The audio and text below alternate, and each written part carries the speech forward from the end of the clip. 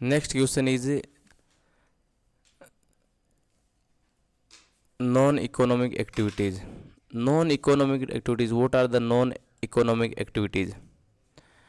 Non-economic activities are those activities which are done without keeping the without keeping in mind the political gain, economic gain. Those activities, those actions are done without keeping in mind the economic gain, जिसमें बिना कोई economic gain हो, economic gain. Those activities done without economic gain. बिना economic gain के, बिना कोई आर्थिक लाभ के जो एक्टिविटीज़ की जाती है वो क्या होती है? नॉन इकोनॉमिक गेन के लिए होती है, वो नॉन इकोनॉमिक एक्टिविटीज़ होती है. ठीक है. And the people are done these are as a hobbies. They are done as a hobbies. Okay, to satisfy their emotions. अपने इमोशंस को सेटिस्फाई करने के लिए नॉन इकोनॉमिक एक्टिविटीज़ की जाती है. ठीक है. What are name any 3 non economic activities. There are lot of non economic activities like dancing, singing, painting. These are the non-economic activities. They are just for the hobbies of the people, just for without keeping in mind the economic gain. ठीक है. Next, human capital is superior to other resources of population. How? Yeah, definitely human as a resource is a superior capital in comparison to the other capitals. There are a lot of other capitals also, like money is a capital. Okay, and there are a lot of other resources, raw materials, all are the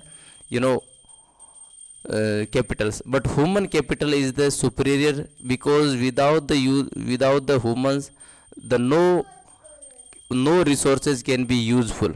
So humans use every resources very carefully. If we invest in humans in form of education and health, if we invest in humans in form of education and health, education और health के रूप में मनुष्य में यदि invest किया जाए तो he is the most superior resource of production. Okay, human use the other resources very better. Why do we need a constitution? Why there is a need of a constitution? Constitution need to stabilize justice in society, to interaction between government and citizens.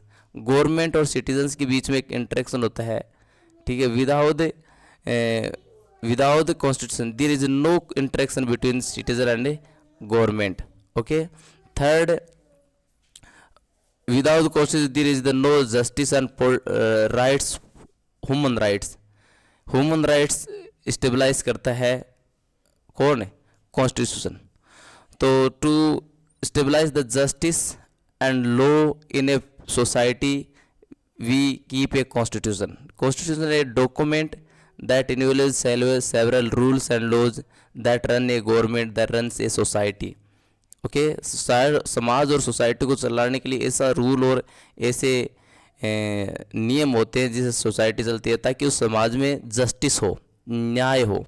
Second, the government, there is a relationship between the government and citizens. What are the relations between the government and citizens? सरकार और citizens के बीच क्या उनसे relations रहेंगे, ये constitution हमें बताता है. Human rights, if there is any human rights violations, the constitution sets the rules. Constitution वो rules set करता है कि किस प्रकार का ह्यूमन राइट्स होंगे और कैसे उनको वोलेट किया जाएगा. कंट्रोल द गवर्नमेंट को कंट्रोल का काम करता है. Government can not be autocratic, तानाशाही गवर्नमेंट नहीं बनी. इसके लिए जो कॉन्स्टिट्यूशन है वो बताता है अपने भी कि यह ये रूल्स गवर्नमेंट वायलेट कर रही है, इस सरकार को हटाया जा सकता है.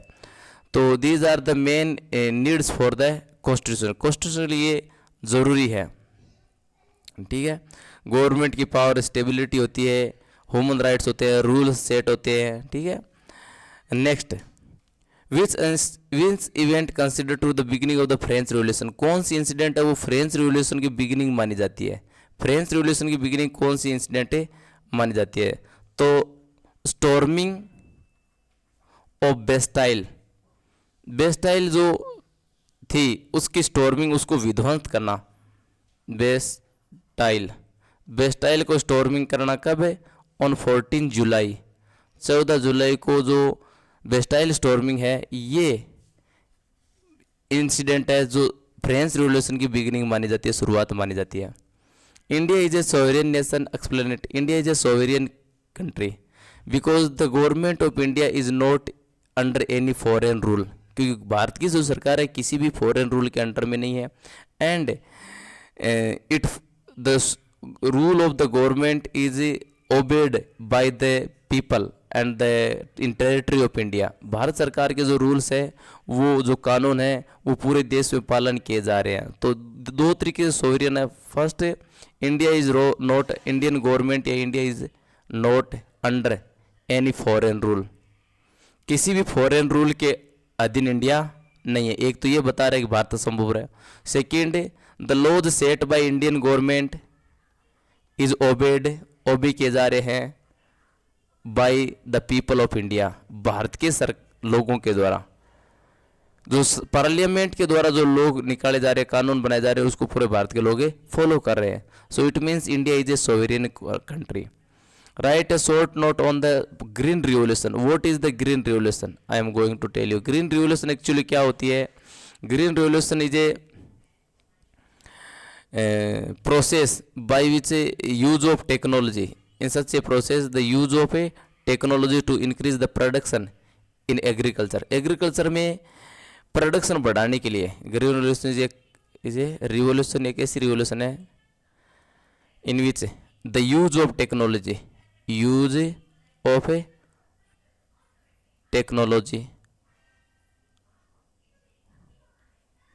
To increase production, increase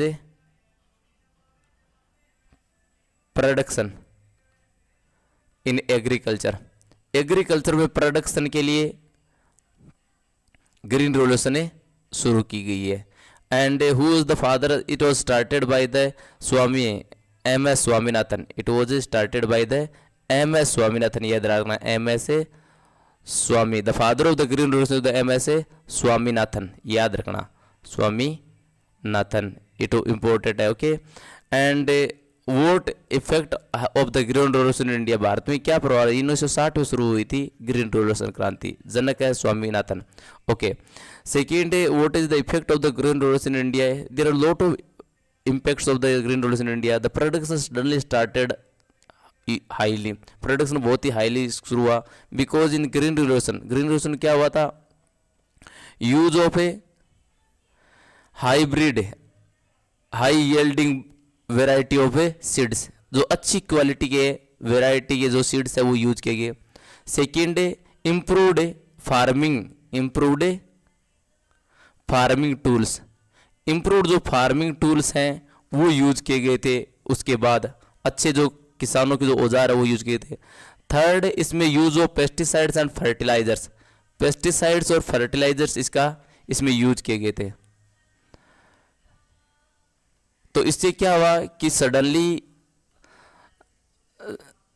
fertiliser, ठीक है, the production is grains has increased in India. Bharat में जो अनाज का प्रोडक्शन था वो बढ़ गया, एक्सपोर्ट भी बढ़ गया। ओके। स्पेशली इसका जो राइस और व्हीट है उसमें बहुत ज़्यादा प्रभाव पड़ा था। एंड इसके इम्पैक्ट भी थे, हार्मफुल भी इम्पैक्ट भी थे कि ज़मीन का डिग्रेडेशन हुआ, पानी की कमी आई, है ना। तो lot of harmful impact also of the green revolution in India. What is the role of human in human capital formation? Human capital formation में ह्यूमंस का क्या रोल है? देखो, human has a very important capital. Without human no resources can be usable. Humans के बिना कोई भी resources है वो यूजेबल नहीं होता है। नो रिसोर्सेज, कोई भी रिसोर्स हो इज यूजेबल नहीं। तब सबसे पहले मनुष्य, if we invest in humans in name of education and health, the humans can be productive. Humans है वो प्रोडक्टिव हो सकता है बहुत ज़्यादा। It can increase the production in any way. अपनी एजुकेशन का यूज करते हुए आदमी है वो कितने ही जो प्रोडक्शन है वो बढ़ा सकता है। सेकेंड, और भी कहिए, एब्सेंटिज्म, यानी the human is very important resource, and if he is good health provide किया जाए तो उसका जो एब्सेंटिज्म है वो कम हो जाएगा, वर्क फोर्स इंक्रीज होगी, हेल्थ इंक्रीज होगा तो वर्क फोर्स, एब्सेंटिज्म कम होगा, सेकंड वर्क फोर्स इंक्रीज होगी, second efficiency, if there is good health तो automatically the efficiency of the work, efficiency of the work will also increase. So these are the role of health in human capital formation. ठीक है, production ज़्यादा होगा, absenteeism कम होगा, work force बढ़ेगी, efficiency बढ़ेगी. Okay, write to circumstances that give rise to the Russian revolution. दो ऐसी परिस्थितियां बताइए जिसमें रशियन रिवोल्यूशन राइज हुई. सबसे पहले रशियन रिवोल्यूशन का जो मेन कारण था वो क्या था, देखो, autocratic rule, the autocratic rule of the Tsar. First is the autocratic rule, autocratic rule of Tsars. जो राजा थे, सार थे रशिया में, वो ऑटोक्रेटिक थे, तानाशाह थे. Second world war first is the main reason of the Russian revolution. Okay, and third is the social unrest in a society, the lot of laborers, workers, farmers, वो पूरी तरह से असंतुष्ट थे जो कानून व्यवस्था थी उससे. And fourth is the corruption in the tsarism, corruption था राजाओं के द्वारा, वो मेन रोल था रशियन रिवोल्यूशन का. तो these are the main roles of a Russian revolution. Main circumstances. Explain the India is secular country. India is a secular country. How we can say the India is secular country? Because in Indian constitution there is the provision, भारतीय constitution का provision है कि the state has no religion. राज्य का कोई religion नहीं है. State has a no religion. सरकार है उसका कोई धर्म नहीं है. ठीक है, सरकार का, राज्य का कोई धर्म नहीं है. And the citizens are free. कोई भी citizen है भारत के वो free है. टू सिटीजन से are free to practise any religion, किसी भी रिलीजन को प्रैक्टिस करने के लिए सिटीजन्स फ्री है. यानी कोई भी नागरिक किसी भी धर्म की वो प्रैक्टिस करता है, किसी धर्म को स्वीकार कर सकता है, इसके लिए सिटीजन फ्री है और सरकार का कोई धर्म नहीं होगा. इसलिए इंडिया एक सेक्युलर कंट्री है. आगे देखो 18th क्वेश्चन, ये थोड़े बड़े क्वेश्चन है. Describe the efforts being made by the government to eradicate poverty. Poverty को इरेडिकेट करने के लिए सरकार के कौन से एफर्ट्स किए गए हैं. देखो, there are lot of schemes started by the government to eradicate poverty. Poverty को इरेडिकेट करने के लिए कई स्कीम शुरू की है. First we can say the MG NREGA is in rural area. Mahatma Gandhi national rural development guarantee act started in 2005. Main thing थी to give employment in the rural area, rural area में एम्प्लॉयमेंट देना. ठीक है. PM Awas Yojana is A scheme to provide house to every poor. हर गरीब को house provide करना, ये भी है. Third, PM Ujjwala scheme. This is also to provide every household free cylinder, gas cylinder, free gas cylinder provide करने scheme है. तो there are lot of schemes that is started by the government India to eradicate the poverty.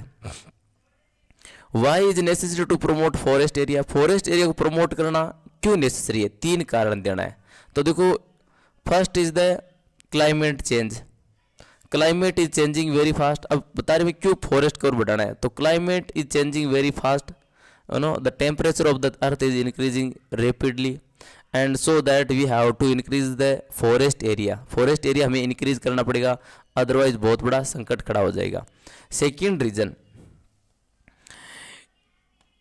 ठीक है, climate को प्रभावित, हाँ, second reason इसमें देखो, factors, describe the factors.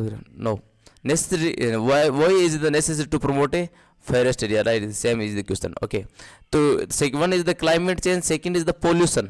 The pollution of the country is increasing very fastly. Lot of the mega cities like Delhi, Bombay, and these cities are really extremely polluted, air polluted. So by planting, by increasing forests, we shall improve the air pollution in mega cities.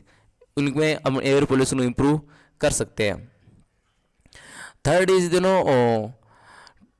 To provide the infrastructure. Infrastructure को भी provide करता है. Forest provide the infrastructure and raw material. Infrastructure and raw material for the industries. Raw material भी provide करता है. Raw material for the industries. Industry के लिए forest raw material provide करता है. ठीक है. टू सेव द डाइवर्सिटी या biodiversity, we can say the biodiversity. To save the biodiversity जैव विविधता को बचाने के लिए. बायोडाइवर्सिटी जैव विविधता यानी विभिन्न प्रकार की जो जीव जंतु है, फ्लोरा फाउना, उसको सेव करने के लिए भी फॉरेस्ट इंक्रीज करने के लिए. So these are the main reasons to promote the these are main reasons to promote the forest area in India. भारतीय फॉरेस्ट के लिए ये मेन कारण है. क्लाइमेट चेंज हो रही है, पॉल्यूशन हो रहा है, इंफ्रास्ट्रक्चर को इम्प्रूव करने के लिए और रॉ मटेरियल उद्योगों को प्रोवाइड करने के लिए और बायोडाइवर्सिटी को रखने के लिए. ये मुख्य कारण है फॉरेस्ट को प्रमोट करने के. ठीक है. Next question. Describe the factors affecting the climate of India. Bharat के क्लाइमेट को प्रभावित करने वाले कौन से फैक्टर्स हैं? First factor is the location of India. India जो location is between 8 degree north latitude to 36 degree north latitude. 8 degree से 36 डिग्री नॉर्थ latitude है. और जो line of cancer is passing through middle of India. Okay. Divide India two parts. So India was a hot arid reason.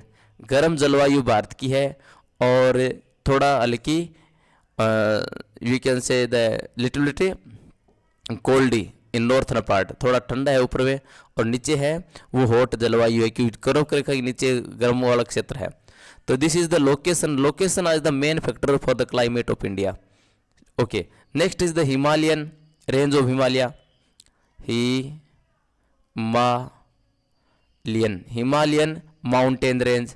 Himalayan mountain range is the main factor for the climate of India because the average height of the Himalaya is 6,000 meter above the sea level. ये average height है and it saves the country from the polar cold winds से. polar cold winds है उससे भारत की रक्षा करता है, बचाता है ठंडा होने से. ठीक है. polar cold winds है नॉर्थ वाली, उससे भारत को हिमालय बचाता है. तो ये क्लाइमेट का मुख्य फैक्टर है. ठीक है. और second is the sea. Sea is the main role for the climate factors. India is surrounded in south sides by the Indian Ocean से घिरा हुआ है. so it's important factor for the climate of India. ठीक है. so these are the main factors for the climate change. Climate को प्रभावित करने वाले मेन फैक्टर है. Okay. Main features withdrawal of monsoon and changeable weather. Withdrawal of monsoon changeable feature का main कारण क्या होता है? देखो मेन फीचर क्या है? मुख्य विशेषता मानसून के विड्रॉल होने की मुख्य विशेषता है कि इस दौरान व्हेन द मानसून विड्रॉज. देखो monsoon enters in India in June July. Okay. And in withdraws September October. Monsoon withdraws in September और अक्टूबर. सेक्टर विड्रॉज होता है. Okay. At the time there is the sky is clear. Feature ये होता है sky is clear and rising temperature start to rise. Temperature, clear sky, rising temperature. And third is the cool nights. Second feature is the cool nights. With the withdrawal of nights begin to be cool. And moist wind start to blow in India. So these are the main feature of withdrawal of a monsoon in India. Okay. Next, you have to following mark places on map of India. Bharat के map पर ये places आपको mark करने. ये जो भारत का map है, ये देखो मेरे से ड्रॉ उतना नहीं हो रहा है, फिर भी आपको मैं बता देता हूँ. ये राजस्थान है और इसके बाद ये गुजरात है. इस साइड से आप ये ले लो, ये आ गया. ठीक है. Ready. So you have to draw the Arab Sagar. Arab Sagar is from Gujarat, इससे जो नीचे है यहाँ पर आपको लिखना है अरब सागर, अरबियन सी, सॉरी हाँ बिल्कुल ये Arab Sagar, this is the Arab Sagar, Arabian sea इसको आप कह सकते हो, पाकिस्तान से नीचे गुजरात के पास। This is the bay of Bengal, इस साइड जो बंगाल बे ऑफ बंगाल है बांग्लादेश के नीचे, और भारत के इस साइड पश्चिमी बंगाल जो कर्नाटका है ना, यहाँ बे ऑफ बंगाल है, इस साइड अरब सागर है। ओके, रायका और बंजारा इन राजस्थान, रायका बंजारा इन राजस्थान, ये रायका एंड बंजारा, ठीक है। Next is the next is the Chilka lake, where is the Chilka lake, Chilka lake is in Orissa, here is the, यह इज उड़ीसा, यहाँ पर क्या लिखेंगे Chilka lake. Next Bhopal, Bhopal is in Madhya Pradesh, Bhopal यहाँ पर है मध्य प्रदेश, गुजरात राजस्थान की साइड में भोपाल, यहाँ पर लिखना आपको भोपाल, ठीक है। Sikkim, Sikkim is here, Sikkim is a very smallest state of Rajasthan of India, तो सिक्किम हियर है। पोरबंदर, पोरबंदर इन गुजरात, यहाँ पर लिखना आपको Porbandar, Porbandar is a port in Gujarat. तो देखो ये location Arab Sagar, Raika and Banjara, Bhopal, Porbandar and Sikkim. So ये था आपका क्वेश्चन पेपर, ये नीचे उदारवादी द्युमा ये सब पर आप कमेंट कर सकते हो अपनी। Okay, so I hope it will be helpful for all of you in English medium, for those students who are in English medium, उनके लिए बहुत ही इंपॉर्टेंट है मेरा चैनल। सो सब्सक्राइब कर लीजिए मेरे चैनल को, आगे भी बहुत अच्छे वीडियोज आने वाले हैं, मैं क्वेश्चन आंसर आपको सोशल साइंस में बताऊंगा, ठीक है। Thank you.